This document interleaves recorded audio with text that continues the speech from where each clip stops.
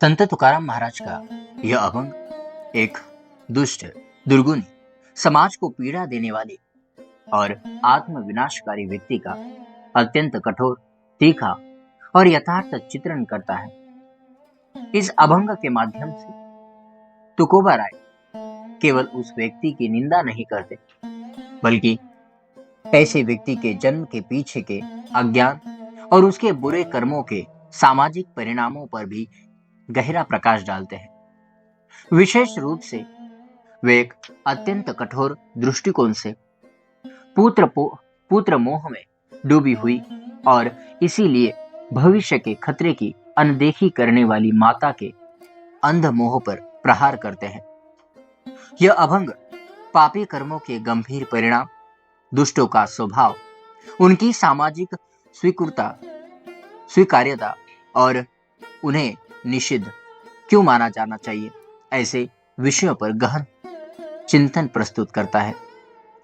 यह अभंग केवल शाब्दिक अर्थों तक सीमित नहीं है, बल्कि यह सामाजिक नैतिकता, आध्यात्मिक विवेक और मानव स्वभाव के काले पक्ष का एक सजीव चित्र बनाता है, जिससे सज्जन लोगों को ऐसी प्रवृत्तियों से सावधान रहने और उनका सामना करने का संदेश मिलता है।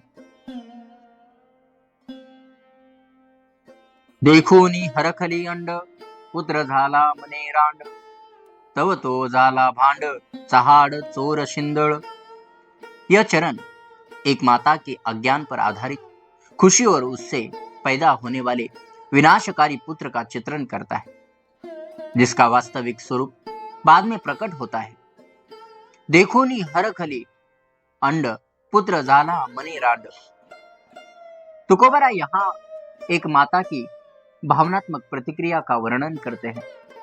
अंड यानी नवजात शिशु के लिंग पुरुषत्व को देखकर वह माता बहुत खुश हो जाती है। उसे पुत्र होने की बहुत खुशी होती है, जो संभवतः वंश वृद्धि के सामाजिक दबाव या केवल पुत्र पाने की चाहत के कारण होती है। पुत्र झाला मने रांड, यहाँ रांड शब्द का उपयोग तुकोबा राय ने अत्यंत कठोर और प्रतीकात्मक अर्थ में किया है। मराठी में रांड शब्द का उपयोग आमतौर पर विधवा या अभागन, दुर्भाग्यशाली स्त्री के लिए किया जाता है। हालांकि तुकोबा राय यहाँ उसका उल्लेख अज्ञानी, अविवेक बुद्धि की या अंध मोह में फंसी स्त्री के रूप में करते हैं। वह यह बताना चाहते हैं कि उसकी खुशी क्षणिक अज्ञानता पर आधारित और भविष्य के बड़े दुखों का कारण है। उसे रांड कहने का उद्देश्य उसका अपमान करना नहीं है, बल्कि उसके अंधत्व और उसकी गलत खुशी पर तीव्र प्रहार करना है। यह स्त्री पुत्र के जन्म की बाहरी घटना पर खुश होती है, लेकिन उसे उस बच्चे के भविष्य के स्वभाव, चरित्र और उसके कर्मों का जरा भी अंदाजा नहीं होता। यह एक तरह की माया या मोह की मूर्ति है, जो क्षणिक लाभ से खुश होती है, लेकिन दुर्गामी परिणामों की अनदेखी करती है। तव तो झाला बांड, चहाड चोर शिंदळ। तव तो झाला का अर्थ है जब वह बड़ा हुआ या जब उसका असली और भयानक स्वरूप प्रकट हुआ तब। यहाँ पर भांड का मीनिंग है, भांड का मतलब है झगड़ालू, कलह प्रिय, लगातार झगड़ने वाला या फिर झगड़े लगाने वाला विवादास्पद व्यक्ति। उसका अस्तित्व ही संघर्ष का कारण बनता है। चहाड़ यानी चुगलखोर, चुगली करने वाला, दूसरों में गलतफहमियां बढ़ाने वाला, लोगों की गोपनीय जानकारी उजागर करने वाला।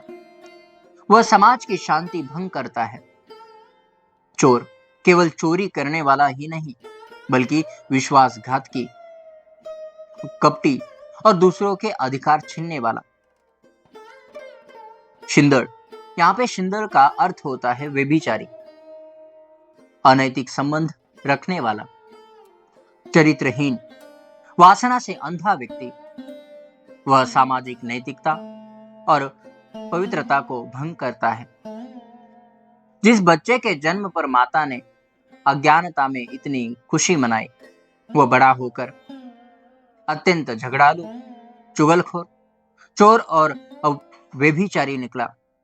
इसका मतलब है कि वह समाज में केवल परेशानी पैदा करने वाला, बाधा डालने वाला और कई पापों में लिप्त रहने वाला व्यक्ति बन गया। उसका जन्म समाज के लिए वरदान नहीं, बल्कि एक बड़ा अभिशाप साबित हुआ। संत तुकाराम महाराज यहाँ केवल एक व्यक्ति के दुर्गुणों पर उंगली नहीं उठाते, बल्कि सामाजिक अपेक्षाओं, अज्ञानता पर आधारित खुशी और उसके परिणामों पर कठोर टिप्पणी करते हैं। पुत्र मोह और उससे पैदा हुई संतान के बाहरी रूप या लिंग पर खुश होना, लेकिन उसके आंतरिक स्वभाव और भविष्य के चरित्र की अनदेखी करना कितना आत्मघाती हो सकता है, यह वे स्पष्ट करते हैं। माता की यह खुशी अज्ञान पर आधारित है, क्योंकि उसे यह नहीं दिख रहा है कि वह एक भावी दुराचारी को जन्म दे रही है। यह अभंग माता पिता को अपनी संतान के केवल शारीरिक अस्तित्व पर नहीं, बल्कि उसके नैतिक और चरित्र निर्माण पर ध्यान केंद्रित करने के महत्व को अप्रत्यक्ष रूप से बताता है। कल्पना कीजिए कि एक परिवार में एक बच्चे का जन्म होता है और उसके माता पिता बहुत खुश होते हैं, क्योंकि वह उनका वारिस है। वे उसकी पढ़ाई लिखाई और बाहरी रूप पर ध्यान देते हैं, लेकिन उसके स्वभाव में बढ़ती हुई बुरी आदतों जैसे झूठ बोलना, झगड़ा करना, दूसरों को परेशान करना, इन सब को नजरअंदाज कर देते हैं। बड़ा होने पर वह बच्चा परिवार में और समाज में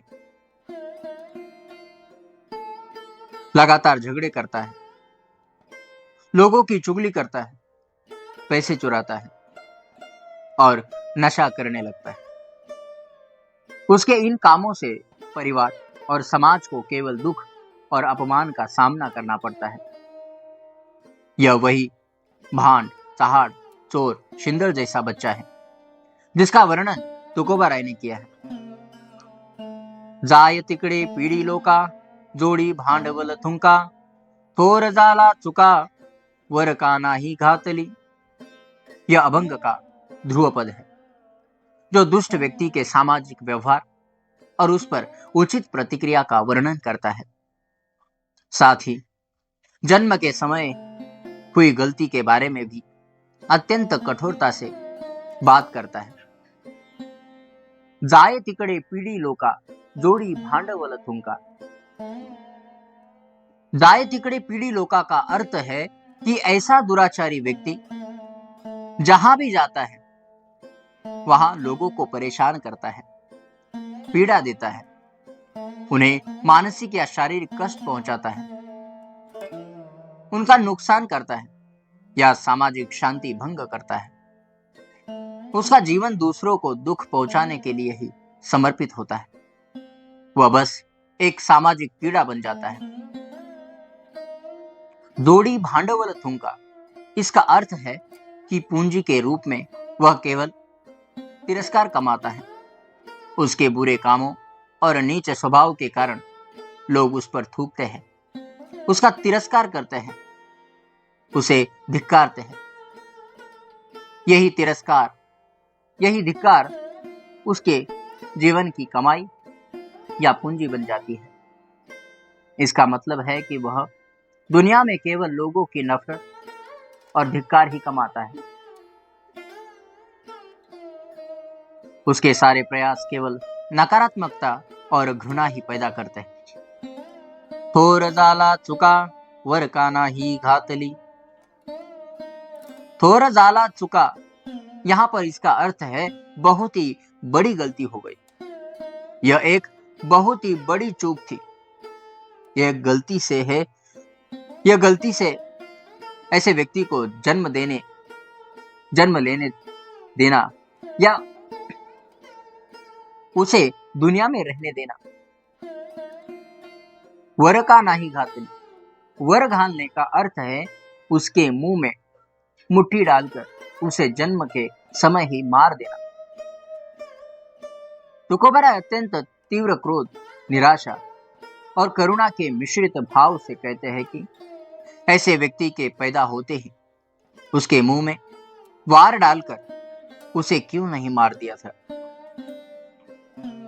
यह सीधे सीधे मारने की शारीरिक इच्छा नहीं है, बल्कि उस व्यक्ति के जन्म के कारण समाज को होने वाली भारी नुकसान और भविष्य के संकटों को देखकर व्यक्त हुई तीव्र पीड़ा, क्रोध और निराशा से निकली अत्यंत कठोर उद्गार है। इसका मतलब है कि ऐसे व्यक्ति के अस्तित्व से बेहतर उसका न होना समाज के लिए अधिक हितकर है, क्योंकि उसका जीवन केवल पाप और पीड़ा का कारण है। यह ध्रुवपद दुष्ट व्यक्ति के सामाजिक परिणामों और उसे जन्म देने की अज्ञानतापूर्ण गलती पर प्रकाश डालता है। समाज को परेशान करने वाला व्यक्ति अंततः तिरस्कार ही कमाता है, उसे कभी सम्मान नहीं मिलता। वर घालने का कथन तुकोबाराय के समय की कुछ अमानवीय प्रथाओं,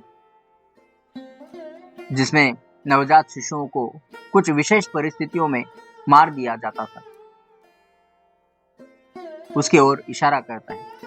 लेकिन इसका मूल उद्देश्य बुरी प्रवृत्ति का जन्म ही न हो या उसे तुरंत अंकुश लगाया जाए, इस तीव्र भावना को व्यक्त करता है। जिस व्यक्ति का जीवन केवल दूसरों को पीड़ा देने के लिए है, उसका जीना व्यर्थ है और उसके होने से बेहतर उसका न होना समाज के लिए अधिक श्रेयस्कर है। ऐसा तुकोबाराय का कठोर दृष्टिकोण यहां दिखाई देता है। यह समाज के लिए एक गंभीर चेतावनी है कि दुराचारी व्यक्ति पर समय रहते लगाम लगानी चाहिए। कल्पना कीजिए कि कोई गुंडा या समाज विरोधी व्यक्ति जो समाज में जहां भी जाता है वहां मारपीट करता है, धमकी देता है, लोगों की संपत्ति हड़प लेता है, लोग उसके कामों से उसे गालियां देते हैं, उसका तिरस्कार करते हैं, उस पर थूकते हैं, यही उसकी पूंजी बन जाती है। ऐसे व्यक्ति को देखकर अक्सर लोग कहते हैं, इसे तो अच्छा होता कि यह पैदा होते ही मर जाता या पैदा ही नहीं होता। यही वर का नहीं घातली के कथन का रोजमर्रा के जिंदगी में रूप है, जहां लोग किसी व्यक्ति के बुरे कामों से इतना तंग आ जाते हैं कि उन्हें उसके अस्तित्व पर ही पछतावा होने लगता है। भूमि कापे त्याचा भारे, कुंभपाकाची शरीरे, निष्ठुर उत्तरे पाप दृष्टि मलिन चित्त। यह चरण दुष्ट व्यक्ति की शारीरिक और मानसिक स्थिति के साथ साथ उसके घृणित और विनाशकारी स्वभाव का अत्यंत तीव्र वर्णन करता है। भूमि कापे त्याचा भारे, उसका भार धरती को सहन नहीं होता, धरती उसके वजन से कांपती है। यह केवल शारीरिक वजन के बारे में नहीं है, बल्कि उसके अगणित पापों, बुरे कर्मों और क्रूरता के बोझ के बारे में। उसके पापों और बुरे कामों का बोझ इतना बड़ा है कि मानो धरती को भी वह असहनीय हो गया है। वह जहां भी कदम रखता है वहां पाप और अनर्थ पैदा होते हैं, जिससे प्रकृति भी दुखी होती है और संतुलन बिगड़ता है। यह एक प्रतीकात्मक अभिव्यक्ति है जो उसके बुरे कर्मों की व्यापकता को दर्शाती है। कुंभ पाकाची शरीरे, हिंदू धर्मशास्त्र के अनुसार कुंभ पाक नरक में एक अत्यंत भयानक स्थान का नाम है, जहां पापी लोगों को अत्यंत क्रूर दंड दिए जाते हैं। उन्हें उबलते तेल या गर्म धातुओं के कुंड में तला जाता है। उस पापी व्यक्ति का शरीर मानो कुंभ पाक से आया हुआ है या नरक में भोगी जाने वाली यातनाओं के योग्य है। उसका शरीर सिर्फ हड्डी और मांस का नहीं है, बल्कि यह पापों से इतना भरा हुआ है कि यह नरक की यातनाओं के लिए ही बना है।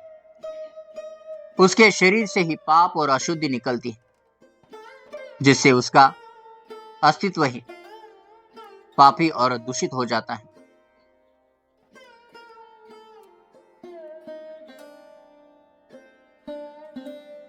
निष्ठुर उत्तरे पाप दृष्टि मलिन चित्त।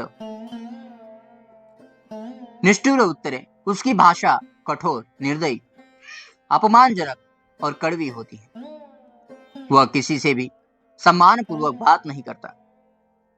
उसके मुंह से हमेशा अपशब्द, गाली, उपहास या दूसरों को दुख पहुंचाने वाले शब्द निकलते हैं। उसकी बातें इतनी कड़वी होती है कि सुनने वाले को पीड़ा होती है।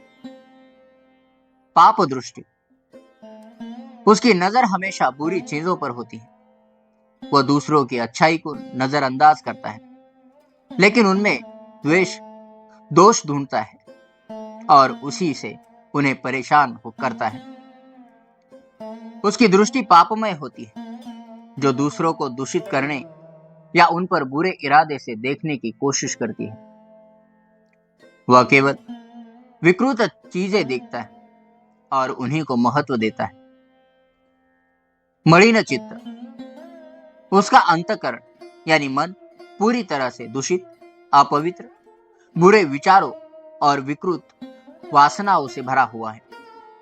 उसके सभी बुरे कामों, कड़वी बातें और नकारात्मक दृष्टि का मूल उसके इस मैले, कलुषित और विकृत चित्त में होता है।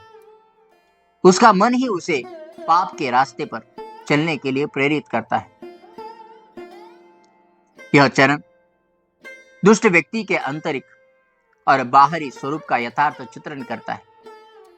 उसकी पापी प्रवृत्ति इतनी गहरी है कि उसका शरीर भी नरक की यातनाएं भोगने के योग्य बन गया है और उसका अस्तित्व ही पृथ्वी के लिए बोझ बन गया है। उसकी भाषा, दृष्टि और मन, ये सभी पापों से भरे हुए हैं, जिससे उसे किसी भी अच्छी चीज की उम्मीद नहीं की जा सकती। यह केवल भौतिक भार नहीं, बल्कि नैतिक और आध्यात्मिक भार है। कल्पना कीजिए कि कोई भ्रष्ट नेता या व्यवसायी, जिसके बुरे कामों से समाज और पर्यावरण को बहुत नुकसान होता है। उसके घोटालों और अन्याय से आम लोगों का जीवन असहनीय हो जाता है, मानो धरती उसके पापों के भार से कांप रही है।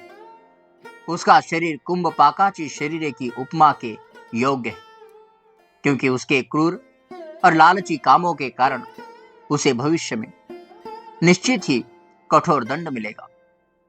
उसकी भाषा हमेशा ही निष्ठुर उत्तरे देने वाली होती है।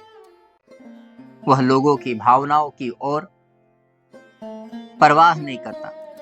उसकी पाप दृष्टि हमेशा दूसरे का नुकसान करके अपना स्वार्थ साधने पर होती है और उसका मलिन चित्त हमेशा साजिशें रचने में लगा रहता है। दुराचारितो चांडाळ, पाप सांगाते विटाळ, तुका म्हणे खळ, मनोनिया निषद्धिदो।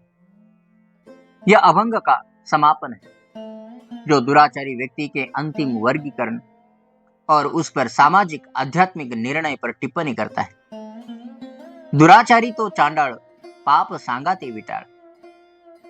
तुकोबरा स्पष्ट रूप से ऐसे व्यक्ति को दुराचारी, अत्यंत बुरा आचरण करने वाला और चांडाल कहते हैं।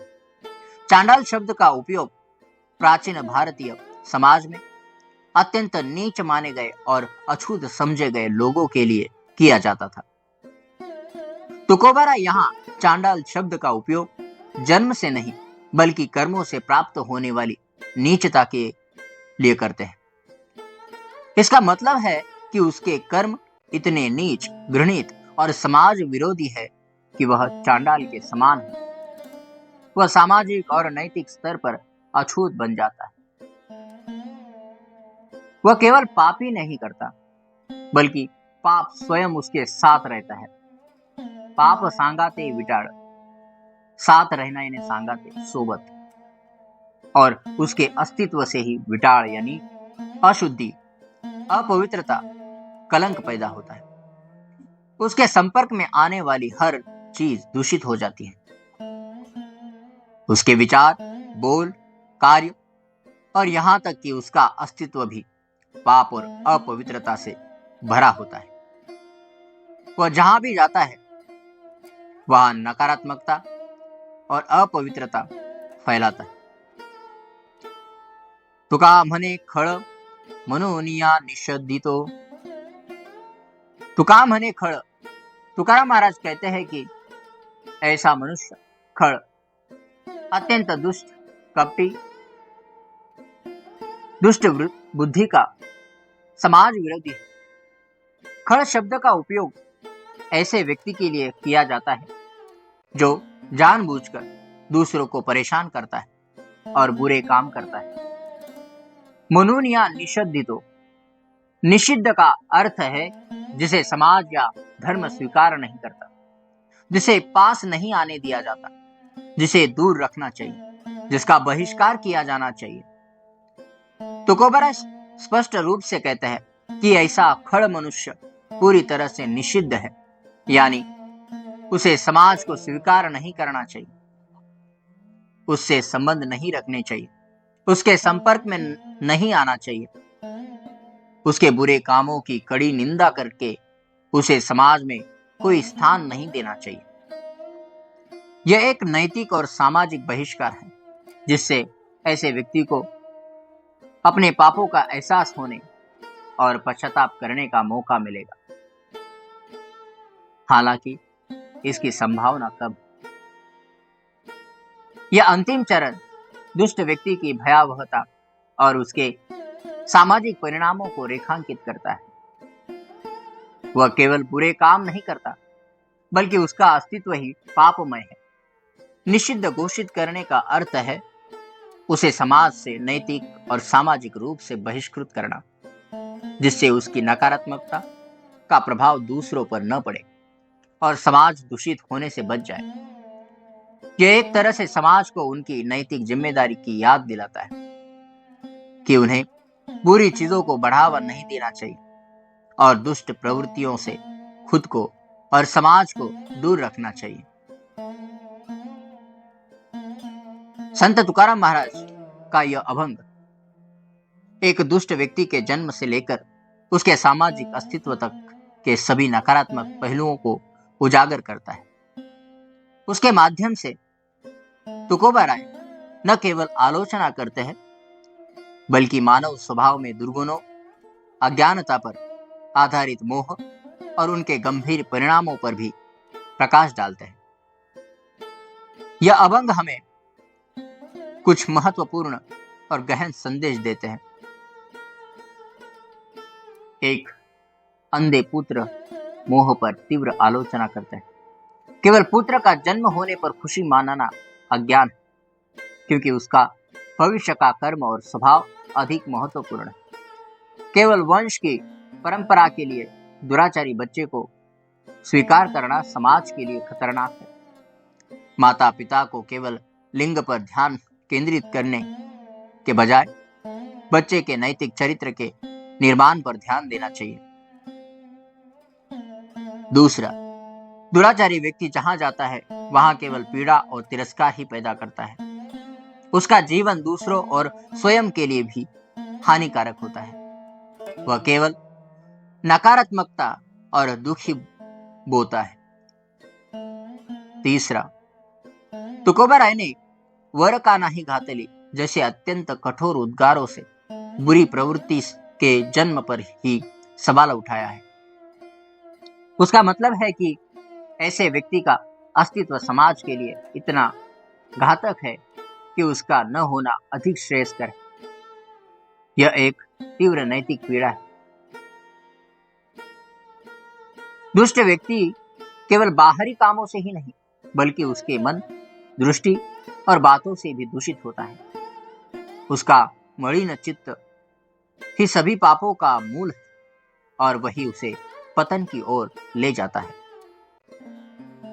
ऐसे चांडाल और खड़ व्यक्ति को समाज को निषिद्ध मानना चाहिए, यानी उन्हें दूर रखना चाहिए, उनका तिरस्कार करना चाहिए और उनके कामों की कड़ी निंदा करनी चाहिए। यह समाज की शुद्धि, नैतिकता और भविष्य की सुरक्षा के लिए अत्यंत आवश्यक है। ऐसे व्यक्तियों को स्वीकार करने से समाज का नैतिक पतन होता है। अगर संक्षेप में कहा जाए तो यह अभंग केवल व्यक्ति के दुर्गुणों को ही नहीं बताता, बल्कि दुष्ट प्रवृत्ति का जन्म, उसका विकास, समाज पर उसके दुष्परिणाम और उनका सामना करने की सामाजिक जिम्मेदारी भी गहरा प्रकाश डालता है। यह अभंग हमें दुराचारी व्यक्तियों से सावधान रहने, उनकी निंदा करने और अपने मन को शुद्ध रखने का संदेश देता है।